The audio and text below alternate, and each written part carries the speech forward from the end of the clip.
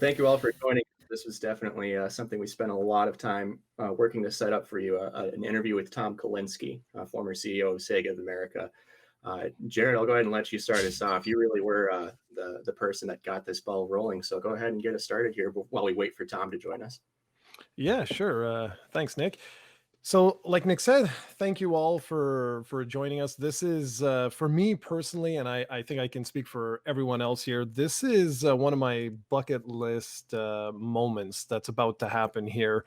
I have always wanted to have a frank conversation with Tom, and he really impacted me on a personal and professional level, just because he wasn't your typical executive. He always sort of took what couldn't be done and somehow made it possible. And I've studied in business. I'm trying very hard myself to get to that like executive level, and I always found it absolutely, like amazing what this guy was able to do and have, not just with Sega, but his pre-Sega work. If you don't know much about Tom, he actually started off his career, at least his executive career, in Mattel, where he essentially relaunched the Barbie line for Mattel, Hot Wheels, and he was part of the Masters of the Universe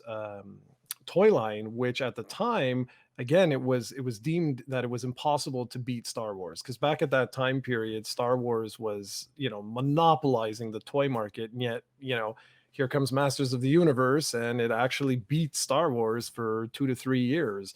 So for me professionally, I always wanted to just talk a little bit about some of the business aspects, and being able to actually set this up and have Tom join us was such an honor. And I thought, who better to talk about the Saturn than you guys? And We we're certainly really appreciate this on. Yeah. Thank you. We're happy to be on. Dave, would you tell the audience a little bit about us, kind of who we are as one of the founders of Shiro?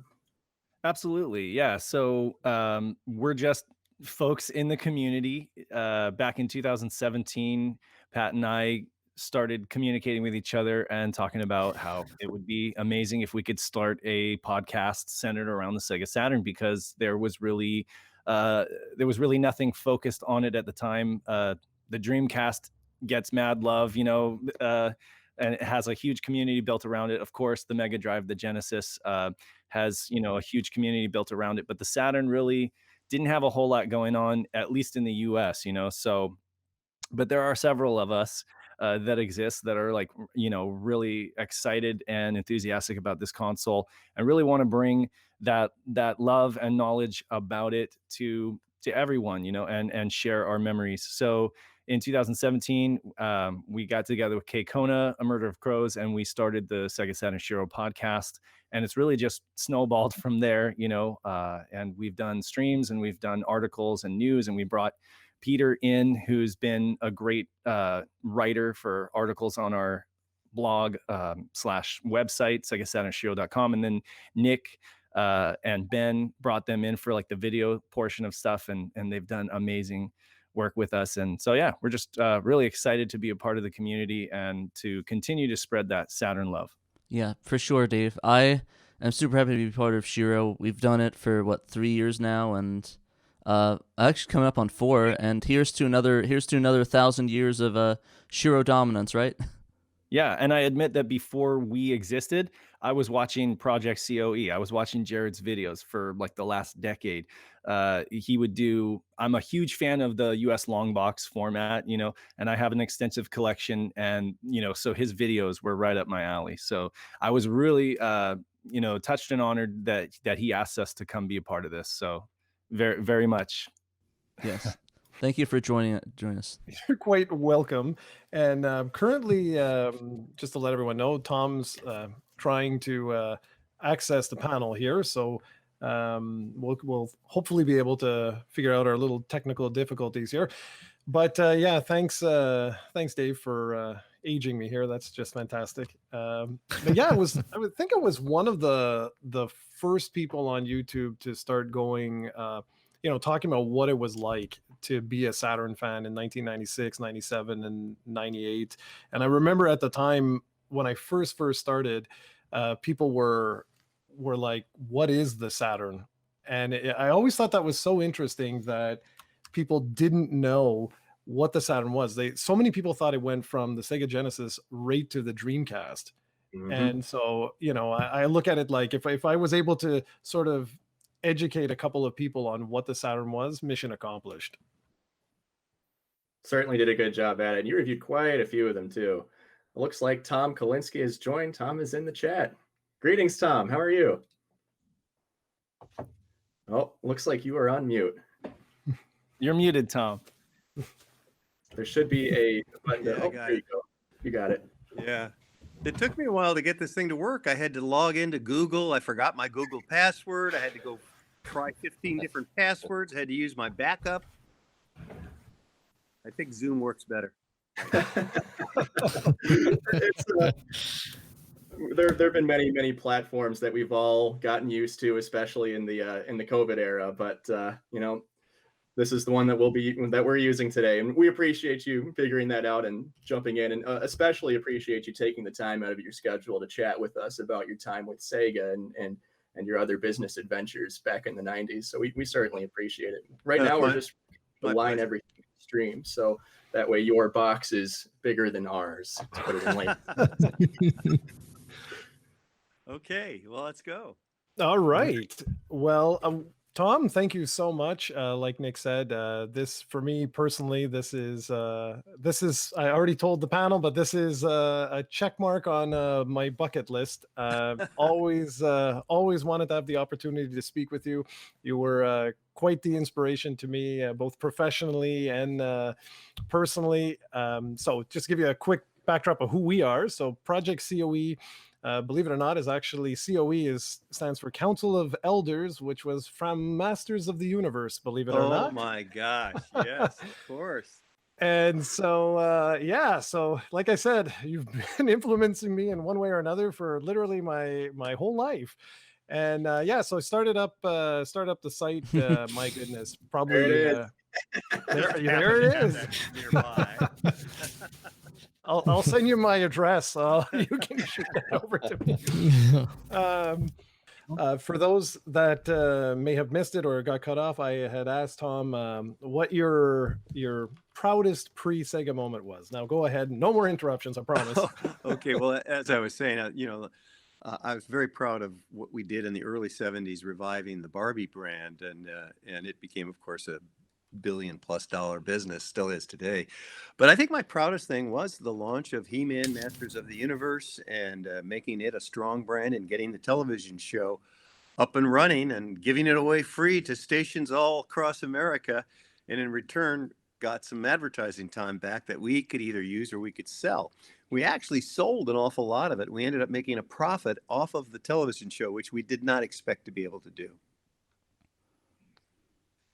And something that always sort of I wanted to ask you with that was, I know at the time Star Wars was it, in terms of like male figures, it was dominating the industry. And this is something that you're going to hear at least me say multiple times with respect to your career, was at the time, and I remember it well, was that no one could do this. No one was going to be able to beat what was being done with Star Wars. And it sort of reminisces like to what everyone was saying with Nintendo at the time. Nintendo's got 90+% market share. It's impossible. No one can do it. And I just wondered, like, as a business leader, what did you do to motivate your people to sort of say, like, well, yes, we can do it? Or was that not even your goal with Masters? Was it just, we want to just make this successful and see what happens? No, it was very much our goal to equal. Hasbro was our main competitor at the time, and they had bought Kenner and therefore had the Star Wars brand. And in fact, the chairman of Mattel at the time said to me, well, it's nice you're launching this little male action brand called He-Man and Masters of the Universe, but you'll never be as important as Star Wars because you don't have a movie or a TV show and you can't get one. And my response to him was, you want to bet? And and of course, I didn't know the television world that well, so I hired a guy named Eddie Smartin, who had worked on television broadcasting for years. He was an old Ogilvy and Mather hand, and he really got us together with Group W Westinghouse and Filmation Studio, Lou Scheimer's animation house in Los Angeles. And we put a deal together where Mattel put up $3.5 million, and Group W Westinghouse, with all of their stations across the United States, put up $3.5 million. And for $7 million in those days, we ended up doing 65 half-hour episodes of He-Man Masters of the Universe and getting it on air across the U.S. and eventually across the world. And that really helped propel He-Man into becoming an equal to Star Wars, which was something that we'd all hoped for and inspired for. And certainly the creative team at Mattel really had a feeling that this could become very, very important. And they were right. Terrific. And well, we'll go ahead and dive right now here into the Sega era. We do have a list of questions here, and Patrick, you are first up. Do you need a second to prepare, Patrick? Or are you good to I should be good. All right, sorry about that, Okay. guys. I'm on That's the all tech right. end, so I'm just Thank you for doing all this, managing all the Patrick. We videos appreciate and trying to not crash again. So, all right, so Sega used a ton of star power to promote the Genesis, such as Joe Montana, Michael Jackson. I was curious what your strategy was to target them and what your market what market you look to reach. Yeah, oh, sure. Well, it was all part of remember the overall strategy, overriding strategy was, hey, let's leave Nintendo, the young kids business. They own it. They have 95% share of the 9 to 13-year-old business. Let's go after older teens and college age plus males initially. And therefore, it was important to have people like Joe Montana, David Robinson, Tommy Lasorda Baseball, have these characters that were well known by an older audience as part of our gang, if you will. And of course, at one point, Joe Montana football was outselling Madden football, which was really spectacular. And Joe actually, he lives near me. He lived at the time near me here in Northern California, and our kids played together, and he became a friend. And he really, really helped the brand because he was willing to do appearances, to visit retailers. Remember, there was no internet. Yeah. So it was an important part of our strategy. And of course, Michael Jackson, the same thing. I mean, he's a huge, huge star, music star, and he loved Sega. And our head of marketing, Al Nielsen, had a very good rapport with Michael Jackson, and visited the Netherland Ranch a number of times. Yeah, and speaking of Michael Jackson, I was curious. Michael Jackson's collaborators, such as Brad Buxter, even had a hand at composing for Sonic 3, or at least brought on at the time. I was curious how that came about, if you could talk about that. I seem to recall signing some agreement where we can't talk about what music Michael Jackson provided the Sonic series. I gotcha. Fair enough. We will take the hint. But yeah, no, all the great collaborators. We definitely thank for bringing them on because I guess seeing that that the cool guys, the people that we were interested back in the day on, it's like, oh, let's check out the system.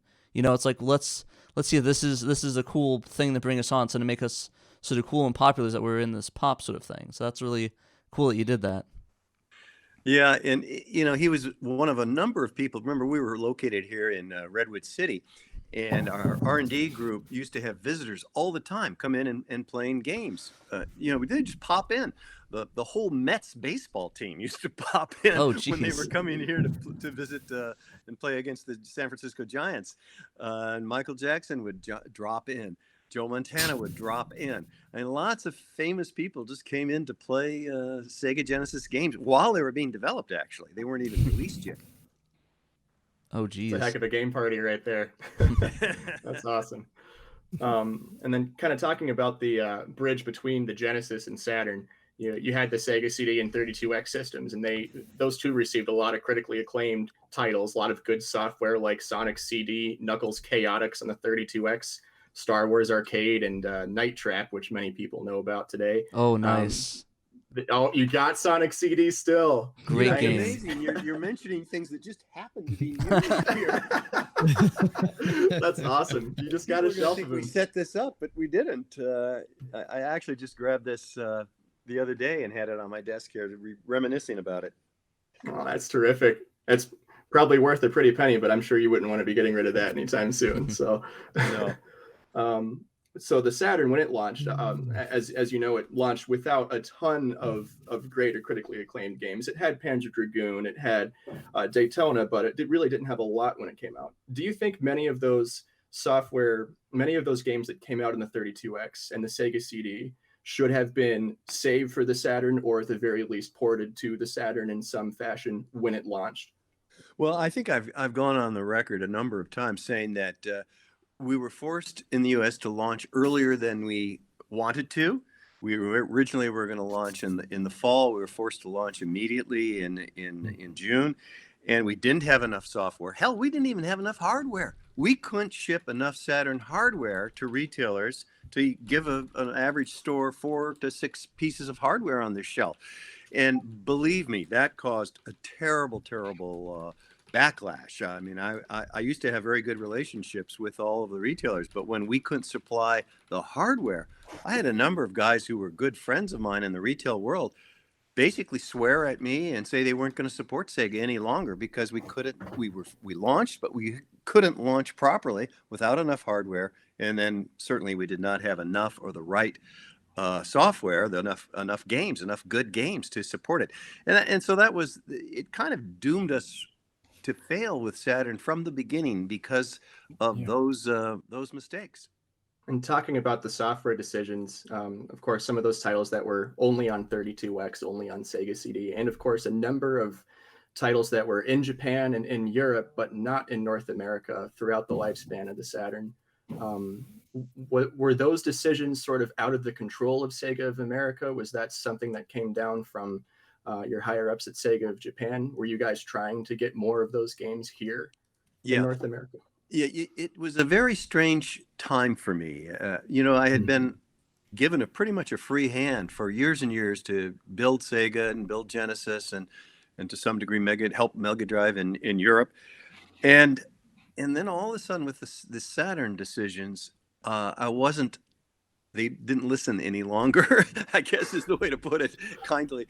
And so a lot of those decisions from Japan were the wrong decisions, and we desperately needed more and better software, and we didn't get it for a long time.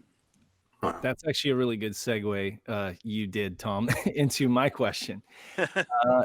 So that's perfect. So you set it up, and you have gone on record many times talking about basically it's generally understood that the Saturn was caught up in the middle of disagreements and differences in philosophy between SOA and SOJ.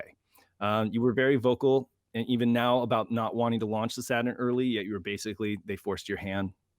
And that action seemed to have ripple effects on many of the aspects of its time on the market. And so if we were to, this is what I don't know, and this is what I would like to know, if we were to step back, taking into account the majority US market share that you fought for during the Genesis era, and the fact that you were currently at the time operating at a deficit, with a long game plan, if you'd been allowed the continued freedom that you had with the Genesis, could you walk us through your ideal 5-year plan for launching and supporting the Saturn in the US and competing with the new Sony PlayStation and the yet to come Ultra 64, like over the next 5 years? What was your game plan? You're taxing my memory. Yes. Needless to say, we wanted to our original plan on Saturn was to wait until the fall to launch, when we'd have more hardware and more software available, and we would be able to get more titles developed by ourselves in Redwood City, but also grab more titles from Japan. It was kind of a strange situation. Here we were, as you mentioned, we had a leading share of market in the United States.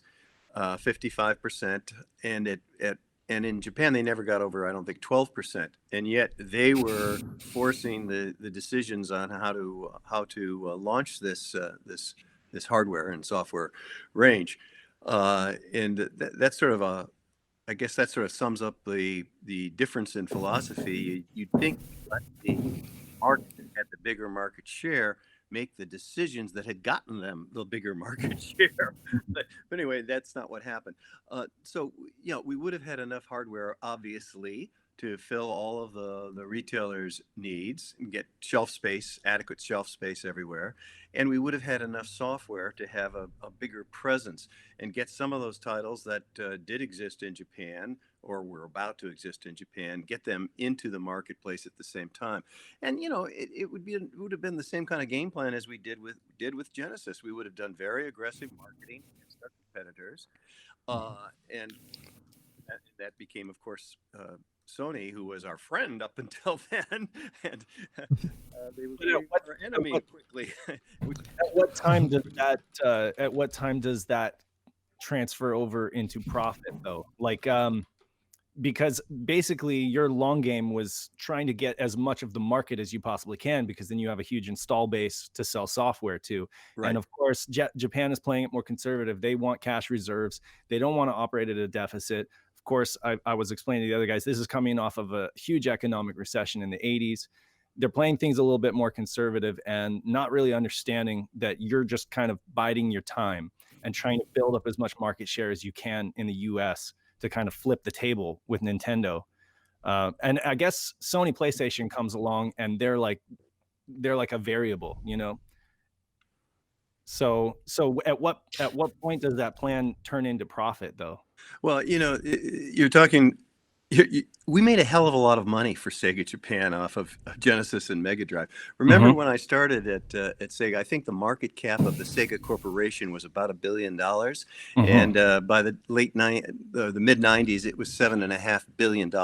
So we'd increased the shareholders' value 7+ times in a 4 or 5 year period of time. So you'd think that the guys in senior management who owned a lot of the stock would have understood that, and would have understood that what we were doing was going to benefit the corporation much more than a 1 year bottom line loss. So anyway, back to your question. I mean, it would have been let's segment the market again. Let's have the proper amount of sports titles. Let's have a proper amount of racing titles. Let's have a proper amount of fighting titles and RPG and strategy games on the Saturn by the fall, and launch in that manner, and keep doing that year after year after year, and be very aggressive against our friends at Sony, who of course had one of our ex-guys, Steve Race, running marketing there. So how did the selection of the titles work coming into the Saturn? Because of the IPs that you selected for the Saturn as compared to the Genesis. With the Genesis, you had a lot of Disney games. You had the Sega sports games that just dominated the market. And you very much liked to compete with Nintendo. And that really translated into the growth that you had in the market during the Genesis and the Mega Drive era. But with the IP selection that you had for the Saturn, it was IPs like Blackfire, Gen War, and Bug. What was the selection criteria for that? Because those kind of games that came into North America, they didn't hit well with consumers. What was that selection criteria like? Well, it wasn't a criteria. We were told what we could have, and in large part, and so we didn't have a choice. I mean, we didn't even have Sonic, for God's sake, initially. And that was a huge mistake. And we didn't have FIFA soccer, and we didn't have Joe Montana football. Imagine what it could look like. And all of the sports games today, I just marvel at how they look on either a PlayStation or an Xbox. But anyway, that wasn't our decision. So did that all come from Japan, or like did they tell you, hey, produce this software, don't produce this software? Is that basically what that was like? Basically, that's what happened, yeah. Wow, okay. Well, Peter, I think you have next bite here, and your mic is muted currently. Thank you. All right, yeah, so it's been discussed before that you were a big proponent in getting a dedicated video game convention started, which of course became E3. And I was curious what your involvement with E3 has been since then, and your thoughts on the convention as it's grown over the years to become more of a fan expo rather than just an industry. I think you muted again. But anyway, E3 at the time was a very important step for the industry. You'll recall before E3, we were all running to CES show in Las Vegas in early January.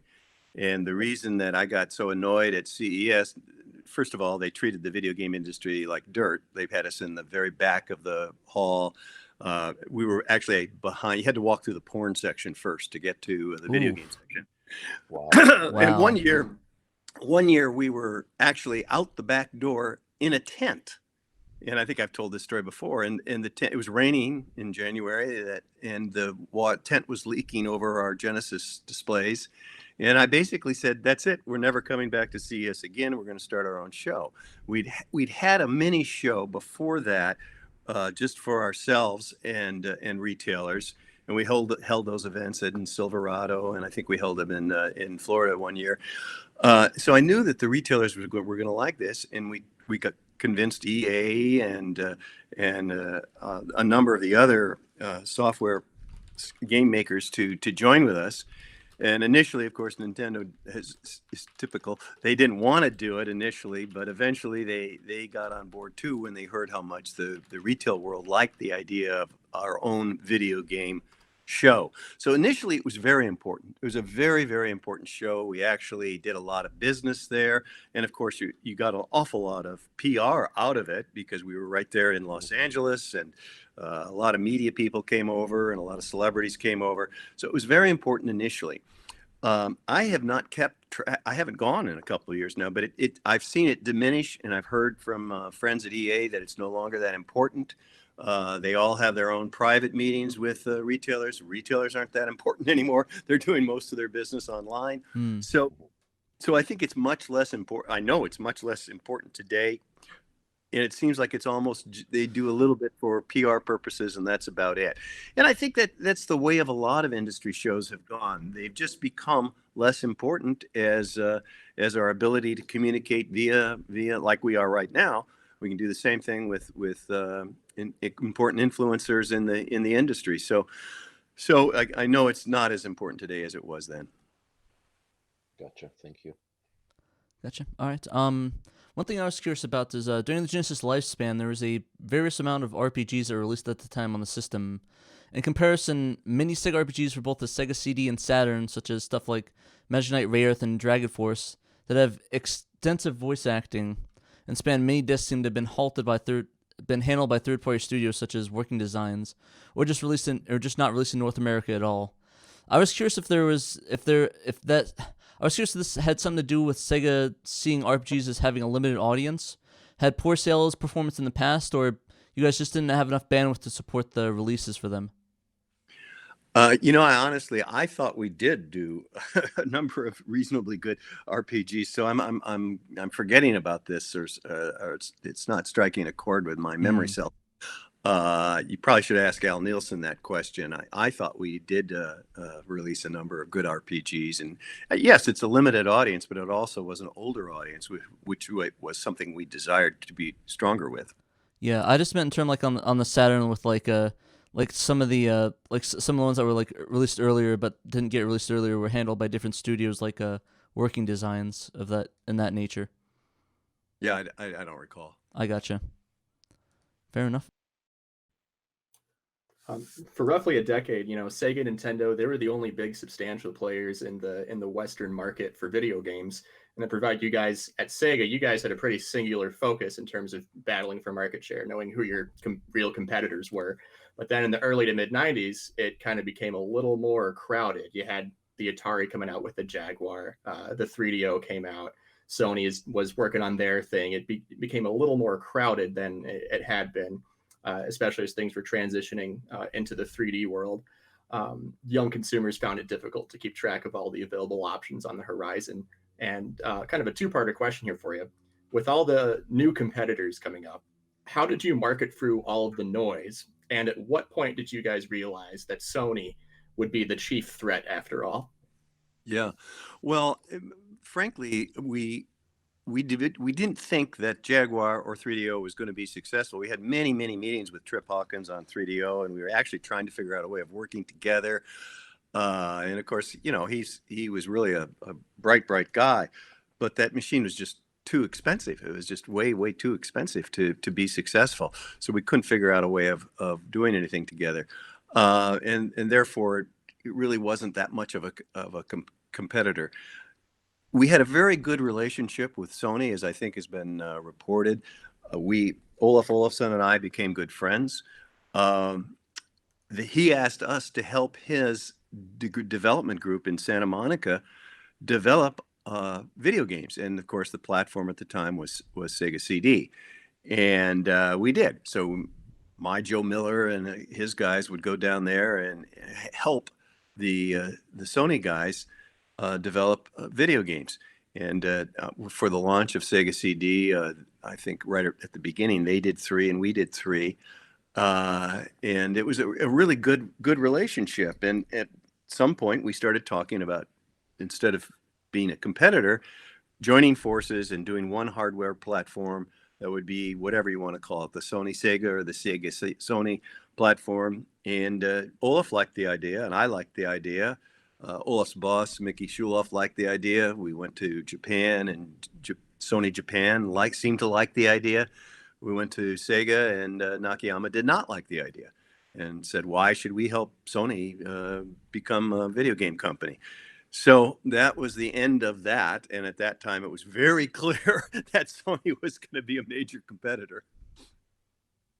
So from that point on, when the business deal sort of faded away after Nakayama decided, no thanks, was it pretty much immediately when you guys figured, all right, well, they're going to be our big competition now. They're going to be the other big boy here. Yeah, you could see it coming. And of course, Microsoft was also starting to make noises and get into the video game business as well. So you could see that one coming too.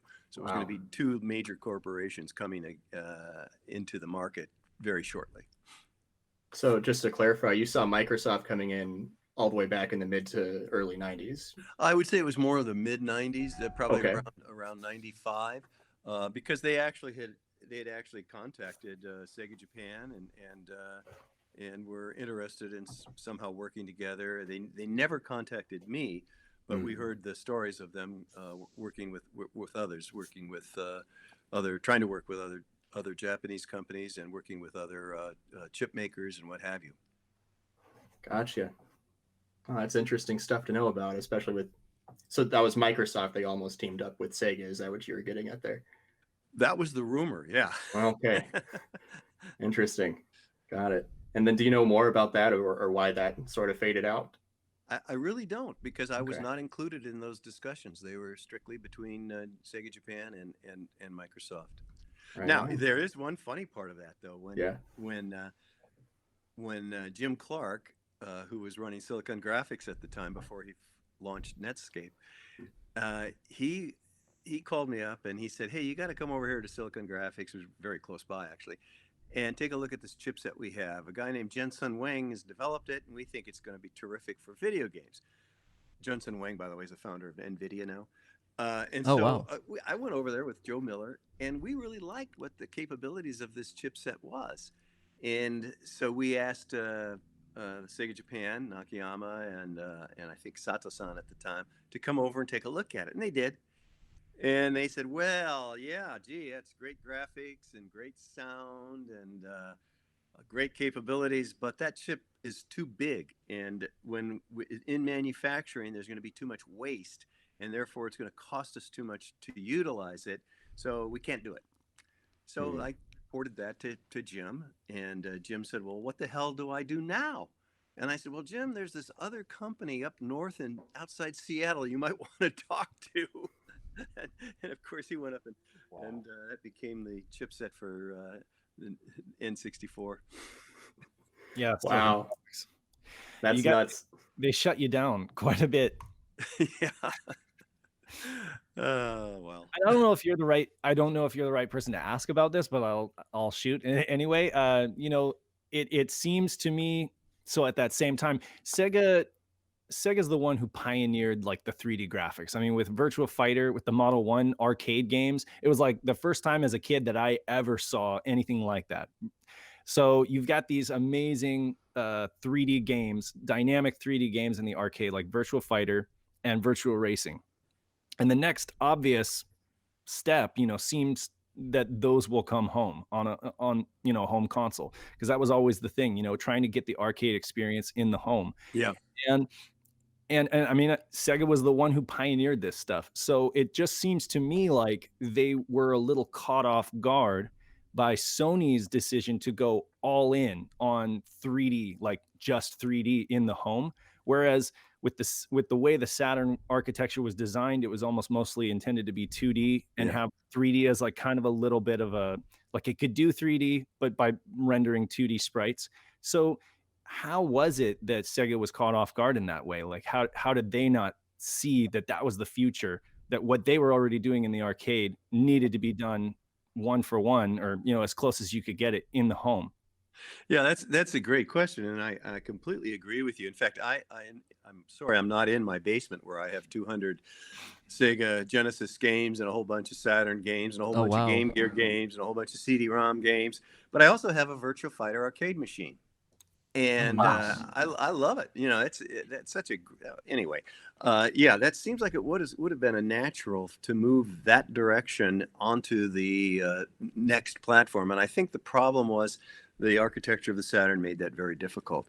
And that was one of the. I think that was also, if I again in my memory, it's been so long now, but I think that was one of the objections Joe Miller had about the Saturn architecture as well. Was it what he had a couple objections. One, I think, was the 3D. You couldn't do 3D that easily. And the second was he really wanted the next hardware platform after Genesis Mega Drive it was the beginning of the internet. And he really wanted good internet connectivity. And that was a big gripe of his. So we didn't do it. It's kind of that's the thing with Sega, is they're always pioneering new. They're on the edge of everything new, like the internet, but way before the rest of the the rest of the public is ready for it. So you're basically saying that they were just focusing on maybe a few other little things to try to focus on having it do, rather than just going all in with the 3D. Yeah, I think that's right. By the way, Joe was the guy who you remember when we did the Sega Channel with Time Warner and oh man, thanks a lot. That was awesome. Thank you for that. Yeah, it was really terrific. But poor Joe, I thought this was a simple thing to do. What do I know? I'm not a technical guy, and I thought cable box. So we just do a connection to a cable box. Mm-hmm. Joe called me down to the R&D group one day, and he said, "Look at what I have in this room," and there must have been, I don't know, 150 different cable boxes in the room. And he said, every one of these requires a different way of interfacing with it. And you want me to do this? I've got to figure out how to do it with 150 different machines. They're not the same in any city. And of course he was right. But he did it. And it was it was a great effort. And it was, again, probably, obviously, before its time to have people playing via a cable system in their home. But it did work, and a lot of people really loved it. Yes, that's amazing. I think that's one of my favorite things. That one, or just the internet connectivity with the Netlink stuff, just so fascinating, especially during that time where nothing was done like it. So yeah, it was really cool. Yeah, Sega really pushed for that each console generation until they got it with PSO on the Dreamcast, and then it was like boom, the market was ready for it, and that just took off. Yeah. Oh yeah, the different ways to play games with different people online was just it's just amazing. But they were pushing for it since the Genesis, it was like yes. Mm-hmm.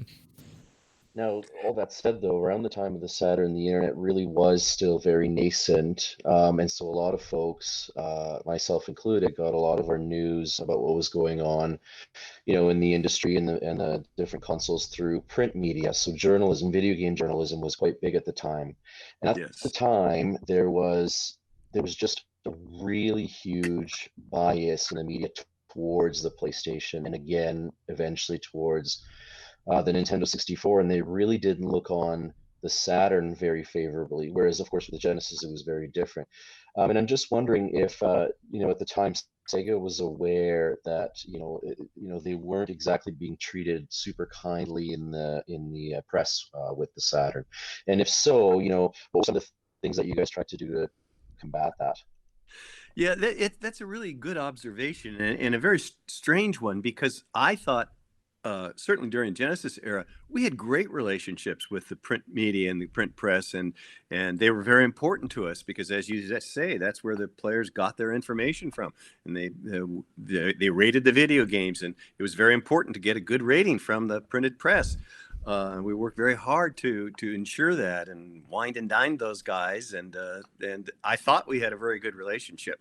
So I don't know quite why it all changed. Remember, I left shortly after the launch of Saturn, so I'm not quite sure why that all changed. And was it something that Sega of America did, or was it something that Sega of Japan did to the printed press that changed them to being enemies of Sega? I don't know. We'll have to ask them. Call them up. Gotcha. In the time of the Saturn, and it was rumored, and I can't stress the word rumor enough, so hoping maybe you'd know something about this to clear things up, but rumored that Sony was nefarious for causing multi-platform Saturn games to come out several months after they were finished, so that the PlayStation port of the game could come out first. So, for example, say there's a game that's set to come out for both consoles, and the developer finishes the Saturn port in January, but the Sony PlayStation port's still being worked on. That needs another 6 months. And Sony would tell the developer, well, don't release the Saturn game yet. Wait until the PlayStation one's done and release it first. My question to you, would Sony pressure third parties into delaying Saturn ports to make their console appear to be ahead and getting games first before Saturn? Oh, sure. Sure. I heard the same rumors. I don't have any facts to back it up, but I'm sure that they would have done that to have an advantage over us. So you believe it probably happened then? I believe it happened. Yeah. We'll have to ask the third-party developers that question. We would, yes. That would definitely be a good question to them. I appreciate you sort of giving your input on that, though. Definitely something I've been wondering about. Did that frustrate you at all, like seeing that happen? Like, well, of course it's frustrating.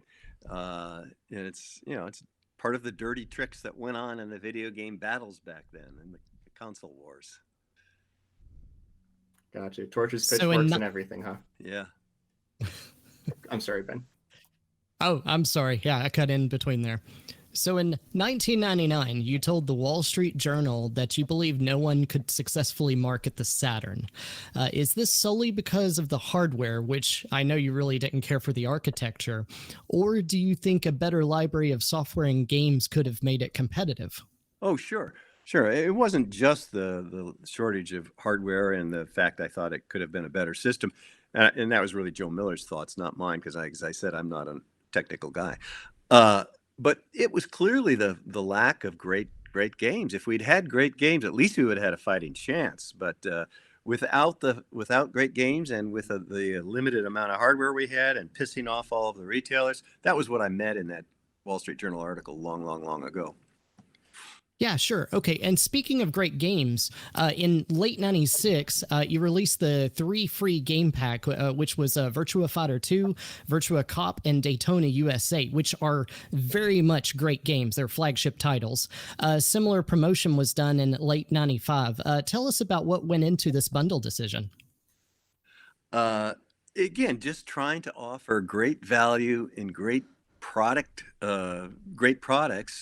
so that we'd have some advantage, and consumers would want it. The players would gravitate toward that. I do have I should have brought that up here. I don't have it, and I have that in my basement game collection. But I have those products, and yeah, that was really good to have a combination like that available for the consumer. That was great value for the dollar spent.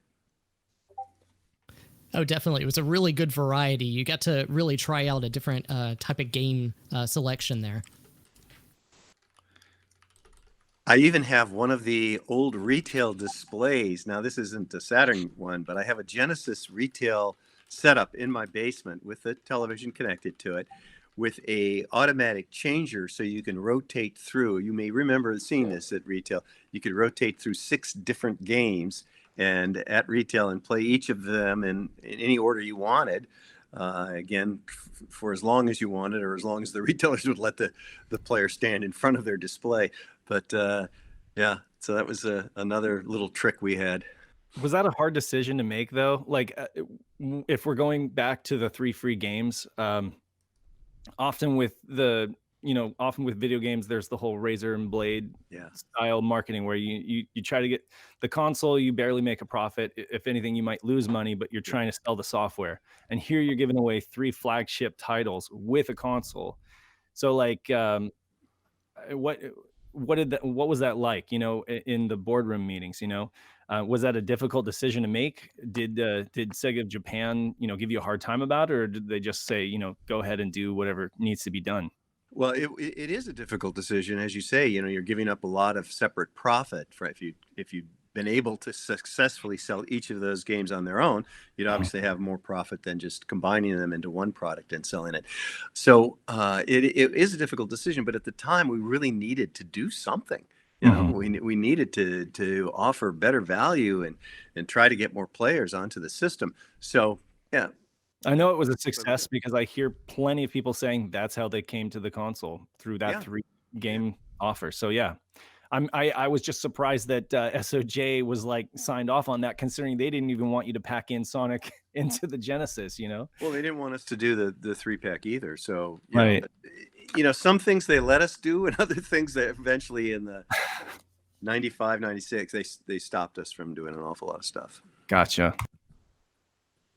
I wanted to just to ask. I recently graduated, got my MBA, and believe it or not, but a lot of the tactics that you use from a marketing and business context are actually being taught now, which is really funny to see your name sort of in print there, talking about Sega. And you can tell, I mean, just by talking to you, just to see your body language, you can really tell that you're annoyed by what happened. And I'm curious, all the success that you've had. You mentioned Barbie. I know there was Hot Wheels. There's Masters of the Universe. You come in, you got Genesis. You crush Nintendo at a game that everyone tells you can't be done. What did you do from a leadership standpoint when you come back from your meetings with Japan and you realize, like, you see the writings on the wall? What do you do from a leadership standpoint to sort of motivate your staff? Because it can't just be you. And I can only imagine, like with my teams and stuff like that, the position that you must have been in must have been exceedingly challenging. And I just was curious, just from a leadership standpoint, what did you try to do to motivate the troops to say, we do still have a chance? Yeah, that's a great question. And by the way, I am somewhat aware that in MBA programs around the country, that they are using episodes of Console Wars book or chapters of Console Wars book in their trim. In fact, I have to give a lecture at University of Kentucky, I think next month, via Zoom, and I've done it at Vanderbilt University, and I've done it at University of Arizona, University of Wisconsin. So I know that it is being used, and I'm quite happy about that. And I'm frankly surprised. But anyway, to your question, all the things we did in the early days at Sega, I get way too much credit for, because it really was the team of people coming up with, let's do this, let's do that, let's do more aggressive advertising. Yeah, so it was really, it was Al Nielsen and Diane Fornacier and Paul Rio and Joe Miller. And it was this team of people I had that was a very diverse team, a lot of females in senior management positions, which no video game company had back in those days. Ellen Beth Van Buskirk. Anyway, Michaeline Christine Risley, all these great people came up with the ideas that we put together as a strategy. And then I'd go to Japan and fight it out in the boardroom there, saying, here's what we're going to do. We're going to make fun of Nintendo and advertising. And they all practically ran out of the room. We're going to lower the price of the hardware. We're going to put Sonic the Hedgehog in instead of Altered Beast. All of these decisions weren't just mine. These were recommendations that came from the team. So the team was terribly important.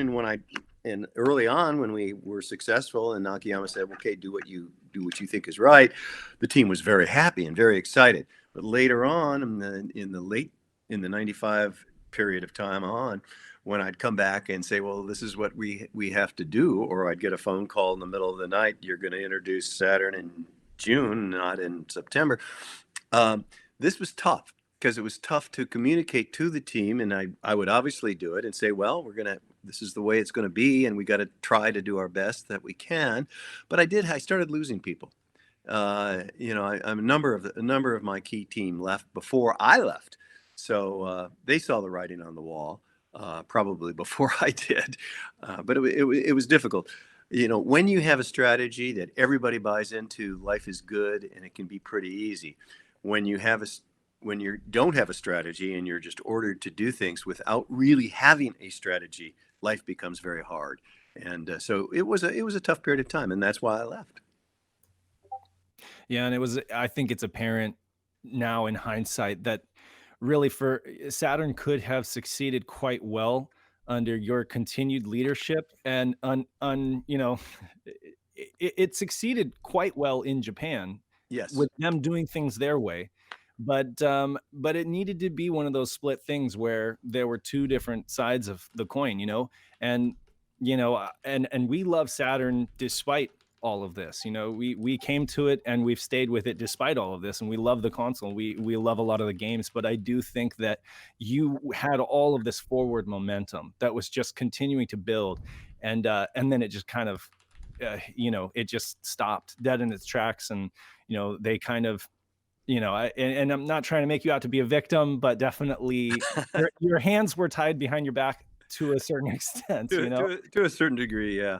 And Yeah. I don't feel like a victim. I just feel like I kind of blame myself. I always say to myself, why couldn't I convince them of some of these things? How did I communicate incorrectly? Why was I not able to let them see the light? And so I do blame myself for not being persuasive enough, I guess.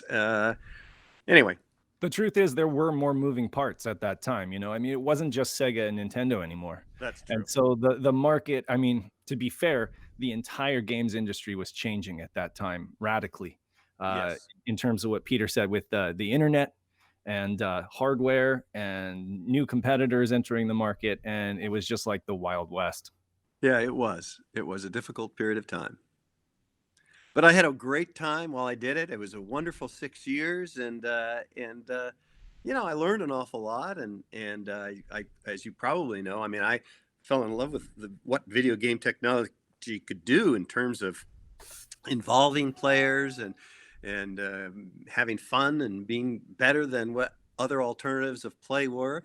And I wanted to take that knowledge and apply it to educational curriculum and make educational curriculum as fun and interesting as a video game. I still believe in that, and still in some ways working on that.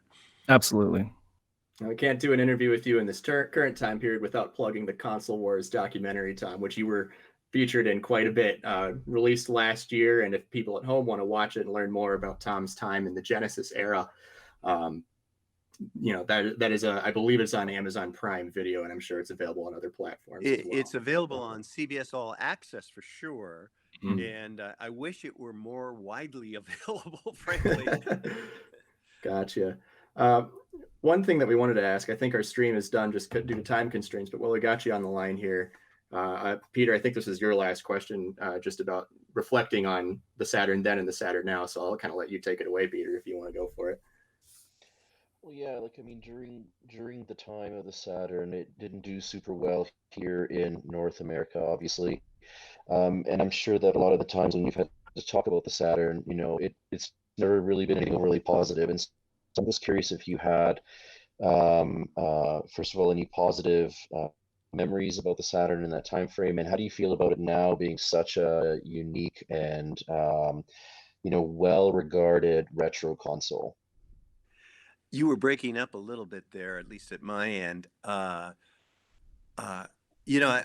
frankly, I'm really happy that you guys are doing this. That you're keeping interest in the Saturn alive, and I frankly wasn't aware there was that big of an audience of people who still loved it. But I guess this whole retro movement in video games is when Blake Harris came to me, what was it, 5 years ago, and said, "Hey, I want to do a book on the time you were at Sega fighting Nintendo and Genesis versus NES and Super NES."